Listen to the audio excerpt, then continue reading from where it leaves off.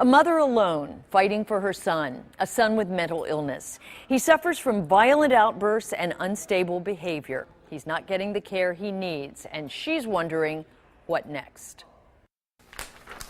Life at our house is very different from most people's lives. Melissa Brown spends almost all her time taking care of her 13-year-old son, Max. We're dividing with 6 and 7. She's homeschooling him now because he was expelled in March. She was hitting teachers.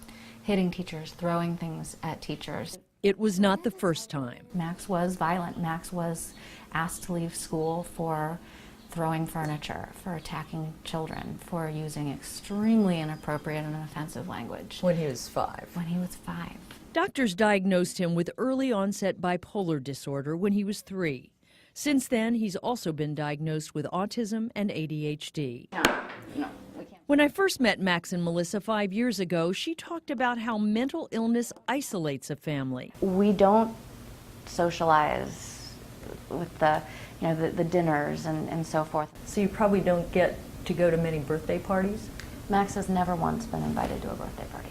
Melissa had hoped that with help her son would get better, but he got worse. He says very clearly when he gets angry, he wants to hurt someone. Now she has to worry about safety, not just for Max, but his younger brother, Owen. They're both my children.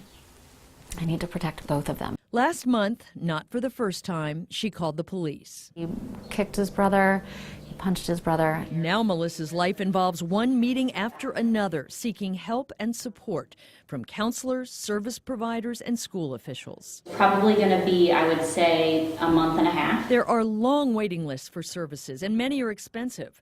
Last year, Melissa quit a good job to become eligible for Medicaid funding. We are not poor enough, and we are certainly not wealthy enough to get what Max needs.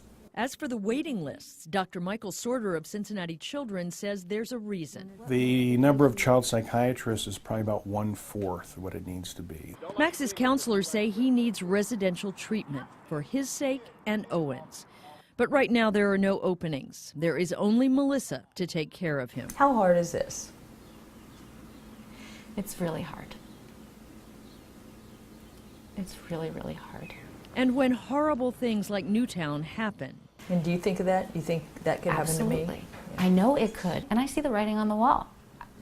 And all I can do is just keep fighting.